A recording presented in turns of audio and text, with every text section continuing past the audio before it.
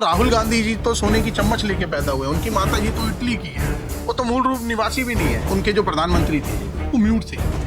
उनकी माता जी सोनिया गांधी जी के कहने से वो बोलते थे, जितना वो बोलती थी उतना बोलते थे। आज ऐसा आपने देखा कि माननीय प्रधानमंत्री जी के कोई रिमोट लेके बैठा नहीं। माननीय प्रधानमंत्री जी स्वतंत्र है और वो खुद कार्य कर रहे हैं। मैं मानता हूँ कि गोस्वामी परिवार ने इसको सजाया है, सवेरा है, पर सरकार भी तो सजा रही है ना। 11 साल में उनको जो चीजें करनी चाहिए थी दिल्ली के लिए, वो दिल्ली उन्होंने 20 साल पीछे कर दी। आज दिल्ली में भाजपा की सरकार में 100 दिन में जो कर दिखाया वो आप सबके सामने। आप देख रहे हैं देशवाणी, दहाड़ ही काफी है। नमस्कार दोस्तों, बहुत बहुत स्वागत है आपका। देशवाणी देख रहे हैं आप। दोस्तों, अगर बात की जाए दिल्ली की राजनीति की या देश की राजनीति की, तो लगातार विपक्ष जिस तरीके से सरकार को घेरता है, उसमें कहीं ना कहीं सवालिया निशान जो है वो जनता के मन में भी आते हैं, जो कि जनता सरकार से जानना चाहती है। उसी कड़ी में हम लोग पहुंचते हैं एक ऐसे नेताओं के पास जो कि जो है वो सटीक तौर पर उन सवालों का जवाब दे सकें। तो दोस्तों, आज हम पहुंचे हैं गुरु हरकृष्ण नगर, और यहाँ पे अगर बात करें तो हमारे साथ में महामंत्री हैं अमन वर्मा जी। उनसे जो है फिलहाल बता दें कि वो बीजेपी से हैं, और उनसे बीजेपी के ऊपर जो लगातार सवालिया निशान खड़े हो रहे हैं उनके बारे में जो है वो कुछ बातचीत करेंगे। आपका भी कोई सवाल हो कमेंट सेक्शन में ज़रूर बताइएगा। नेक्स्ट टाइम हम वो सवाल लेके भी अमन जी के पास आएंगे। लेकिन फिलहाल अमन जी, सबसे पहला जो मेरा सवाल है वो अगर मैं लेके चलूँ, पीएम मोदी को लेके जो है सवालिया निशान खड़ा हो गया। विपक्ष ने इस वक्त घेरा है। पीएम मोदी ने अपने भाषण में एक बात कही कि ट्रंप ने उन्हें इनविटेशन दिया कि यहाँ आओ, खाना खाओ, बात करते हैं, लेकिन पीएम मोदी ने कहा कि मैंने उनके इस प्रस्ताव को ठुकरा दिया। अब विपक्ष का ये कहना है कि कल तक जो ट्रंप जो है वो सबसे ज़्यादा प्रिय मित्र थे, जिनके कहने पे सीज फायर तक जो है पीएम मोदी ने कर लिया, तो उन ट्रंप के इस न्योते को अस्वीकार क्यों किया गया? आप क्या सोचते हैं, क्या जवाब जो है वो देना चाहेंगी पार्टी? देखिए मैम, पहले तो मैं जवाब देने से पहले आपके जो जनता है उनको नमस्कार करूंगा और जय श्री राम बोलूँगा। और मैं ये कहना चाहता हूँ कि विपक्ष ने जो मोदी जी को घेरा, वो घेरा क्या है, वो तो बेफजूल के सवाल कर रहे हैं। आज मोदी जी अगर ट्रम्प के इस न्योते को नहीं जा रहे हैं वहाँ पे, तो हमारे देश में, हमारे देश के मोदी जी एक मुखिया हैं। जैसे एक परिवार का एक मुखिया होता है, प्रधानमंत्री, माननीय प्रधानमंत्री जी घर के मुखिया हैं। उनके घर में इतने हादसे हो रहे हैं, जैसे आप देख लीजिए अहमदाबाद का हादसा 12/6 का, केदारनाथ में प्लेन क्रैश में काफ़ी लोग मर चुके हैं। तो क्या एक प्रधान को, एक मुखिया को ये सब जाने का मन करेगा कि देश में वो विदेश जाके ट्रम्प के डिनर पार्टी को मांगने? तो मोदी जी ने जो किया, हमारे माननीय प्रधानमंत्री जी ने किया, हम तो उसका समर्थन करते हैं कि वो देश के लिए, देश निछावर है और वो देश के बेटे हैं। तो जो देश का बेटा होता है वो सब करता ही है। विपक्ष तो एक हवाई है, उनको क्या पता। वो तो राहुल गांधी जी तो सोने की चम्मच लेके पैदा हुए, उनकी माता जी तो इटली की है, वो तो मूल रूप निवासी भी नहीं है। तो मोदी जी तो संगठन से जुड़े हुए हैं, बचपन से कभी चाय बेच के उन्होंने स्ट्रगल किया, आज यहाँ तक वो पहुँचे। माननीय प्रधानमंत्री जी का जो कार्य शैली है वो पूरे देश मानता है, पूरा देश क्या पूरा वर्ल्ड मानता है, उनको नमस्तक करता है। आज हिंदुस्तान में जो उनके विकास की गति है वो सबको दिख रही है।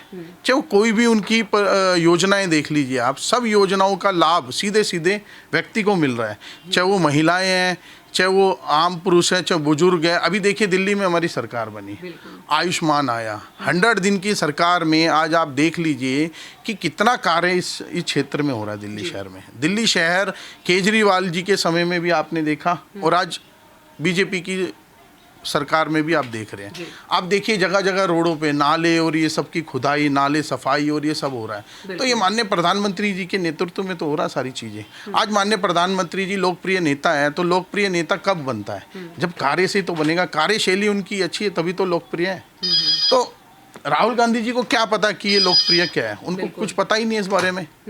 लेकिन राहुल गांधी की आप बात कर रहे हैं, राहुल गांधी ने ये भी कहा कि पीएम मोदी को जो है वो भाषण देने में महारत हासिल है। क्या कहिएगा इस पर? सर देखिए मैम, ऐसा है कि भाषण देना तो वो बचपन से एक संगठन से जुड़े हुए हैं। बचपन से उन्होंने राजनीतिक करियर अपना स्टार्ट किया है, उन्होंने देश के लिए बलिदान दिया है, देश पे अपनी पूरी जीवन निछावर किया है। तो भाषण देना भाषण देना नहीं कहते, वो देश को एक व्यक्तिगत रूप से अवगत करा रहे हैं। उसे विपक्ष चाहे भाषण समझे चाहे कुछ भी समझे, अपने देश को अगर अच्छी तरीके से सारी बातें बताना, उसे भाषण नहीं कहा जाता। उसे अपने देश को अवगत कराया जाता है कि ये सारी चीज़ें मेरे जो कार्य हैं वो कर रहे हैं। उस आज से पहले उनके जो प्रधानमंत्री थे वो म्यूट थे। उनकी माता जी सोनिया गांधी जी के कहने से वो बोलते थे, जितना वो बोलती थी उतना बोलते थे।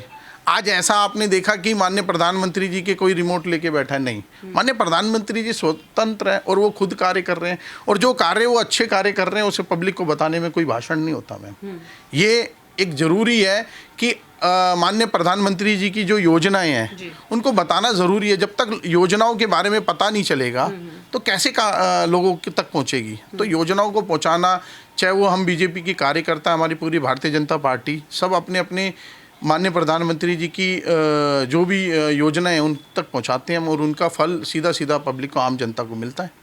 बात की जाए तो अमन जी, मथुरा कॉरिडोर, आपने विकास की बात की, आपने कहा कि मोदी सरकार जो है वो लगातार विकास कर रही है, विकास की राह पे है। कॉरिडोर के ऊपर आते हैं, मथुरा कॉरिडोर को लेकर लगातार जो है वो विवाद देखने को मिल रहा है। पूरा गोस्वामी समाज जो है वो मथुरा कॉरिडोर के विरुद्ध है, जबकि सरकार का ये कहना है कि कॉरिडोर जो है वो आज की मांग है। अगर मथुरा में कॉरिडोर बनेगा तो बाहर से आने वाले जितने श्रद्धालु हैं उनको सुविधाएं होंगी। आप क्या मानते हैं, क्या वाकई में ही जो है वो वहाँ पे कॉरिडोर बनना चाहिए या नहीं बनना चाहिए? देखिए मैम, निश्चित तौर पे कॉरिडोर बनना चाहिए। मैं खुद वहाँ पे कईयों बार मैं दर्शन बांके बिहारी के करने जाता हूँ। मैं एकादशी के दिन, आज भी एकादशी है, और आज के दिन मैं आपको बताता हूँ कि एकादशी वाले दिन आप सारी गलियों में भयंकर भीड़ हो जाती है कि आदमी को सांस लेना मुश्किल हो जाता है और खड़े होना भी मुश्किल हो जाता है। चारों तरफ से भीड़ आती है। आप उस परिस्थिति को देखिए कि गलियों को जो बताते हैं वृंदावन गोस्वामी परिवार, मैं मानता हूं कि गोस्वामी परिवार ने इसको सजाया है, सवेरा है, पर सरकार भी तो सजा रही है ना कि आने वाले समय है कि जो ब्रिज की जो कुंज गलियां हैं जहां पे भगवान कृष्ण ने लीलाएं करी, बांके बिहारी ने लीलाएं करी, वो नष्ट हो जाएंगी। गोस्वामी समाज का ये कहना है। लेकिन कुछ लोग ये भी कह रहे हैं कि गोस्वामी समाज का कहीं ना कहीं यहाँ से जो है वो बिजनेस खत्म हो रहा है, उनका धंधा खत्म हो रहा है, इसलिए समाज जो है विरोध उठा रहा है। देखिए मैम, आपको एक बात बताता हूँ, सरकार कोई भी निर्णय लेती है वो बड़ी सोच समझ के, उस पर सर्वे होता है। सरकार एकदम से कोई काम थोपती नहीं है पब्लिक पे। उस पर सर्वे हुआ, सर्वे होने के बाद पता चला कि आम जनमानस को, जो पब्लिक वहाँ जाती है, मतलब वो देश और विदेश से लोग आते हैं। तो जब इतनी व्यवस्था, आज हमारा देश इतना नाम कमा रहा है और देश में ऐसे जो हमारे धार्मिक स्थल है उसको अपडेट होने की ज़रूरत है। और अपडेट नहीं होएगा, हम चुंग गलियों को लेके और वो छोटी छोटी गलियों में पब्लिक आएगी और कोई हादसा हो जाता है तो उसका जिम्मेदार कौन कहलाएगा? कल को गोस्वामी परिवार यही बोलेंगे कि हादसा हुआ तो उसमें सरकारों का हुआ है।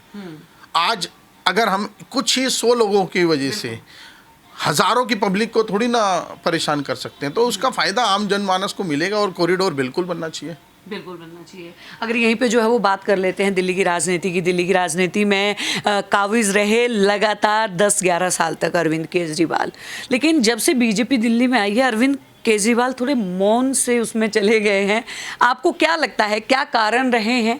या फिर ये कुछ लोग ये भी कह रहे हैं कि तूफान के आने से पहले का सन्नाटा है। केजरीवाल क्या फिर से एक धमाकेदार एंट्री जो है वो आने वाले चुनाव में करेंगे दिल्ली में, एमसीडी में? देखिए मैम, ऐसा है, केजरीवाल जी तूफान तो छोड़ो, वो एक कुछ भी नहीं कर पाए। 11 साल में उनको जो चीज़ें करनी चाहिए थी दिल्ली के लिए, वो दिल्ली उन्होंने 20 साल पीछे कर दी। आज दिल्ली में भाजपा की सरकार में 100 दिन में जो कर दिखाया वो आप सबके सामने है। चाहे वो देवी बस हो, चाहे वो नालों की सफाई हो, चाहे यमुना की सफाई हो, आयुष्मान हो, चाहे बड़े बुजुर्गों को जो आयुष्मान की योजनाओं का सीधा सीधा फ़ायदा मिल रहा है।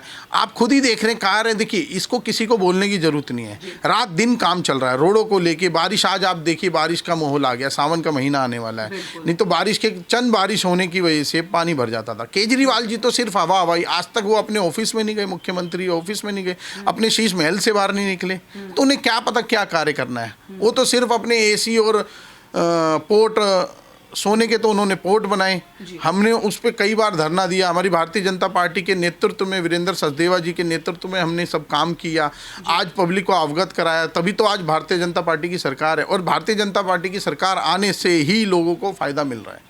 आज 100 दिन ही तो हुए हैं हमें इस सरकार को। आज केजरीवाल जी 11 साल 10 साल यहाँ रहे, उस बीच में उन्होंने क्या किया आप एक भी बताइए। सिर्फ 1+1 शराब बांटी उन्होंने, उसके अलावा तो कुछ किया ही नहीं उन्होंने आज तक। उसके अलावा कुछ नज़र आया हो, चाहे उनके सीएम हो सिसोदिया जी, चाहे वो खुद हो, चाहे उनके कोई भी मंत्रीगण हो, किसी ने भी कोई काम ही नहीं किया। किसी भी विधानसभा में आप उठा के देख लीजिए, कोई काम ही नहीं है। ना रोड पे काम है, ना कूड़े का काम है, ना नालियों का काम है, कोई भी काम नहीं किया। देखिए आपको खुद दिखिए। एक अंतिम सवाल जो है वो अमन वर्मा जी से लूँगी। अमन वर्मा जी, बहुत जल्द जो है वो बिहार में चुनाव होने वाले हैं, क्या लगता है इस बार एनडीए या इंडिया गठबंधन फिर से? देखिए मैम, एनडीए गठबंधन तो 100% आने वाली है, क्योंकि पूरे देश में सब, हर आदमी को पता है, आम जनता को सबको पता है कि जो भी विकास करेगा वो एनडीए ही करेगा, उसके अलावा कोई नहीं। तेजस्वी यादव के वो चेहरा इस बार जो है मुख्यमंत्री का देखा जा रहा है, लग रहा है तेजस्वी यादव कामयाब रहे होंगे बिहार के युवाओं के दिल तक पहुँचने में? देखिए मैम, ऐसा है, ये इसका रिजल्ट आपको खुद ही पता चल जाएगा आने वाले समय में कि तेजस्वी यादव आएंगे या एनडीए आएगा, क्योंकि आम जनता को सब पता है कि उन्हें किसको लाना है, उनका नेता के बारे में पता है। इस बारे में हम ज़्यादा बात करके कोई फ़ायदा नहीं है, क्योंकि समय बड़ा बलवान है, समय अपने आप जवाब देगा उनको। जी, बहुत बहुत धन्यवाद अमन जी। तो देखिए हमारे साथ में अमन वर्मा जी जो है वो जुड़े थे। जितने सवाल थे हमने लेने की उनसे जो है वो कोशिश करी, उन्होंने अच्छे से बखूबी जवाब भी दिया। दोस्तों, अगर आपका कोई सवाल हो तो कमेंट सेशन में ज़रूर जो है वो लिख के भेजिएगा। क्या आपका सवाल है जो आप चाहते हैं कि अमन जी उसका जवाब दें? हम अगली बार उसी सवाल को लेके फिर से उनसे जो है वो रूबरू होंगे। तब तक के लिए बने रहिए हमारे साथ, देखते रहिए देशवाणी।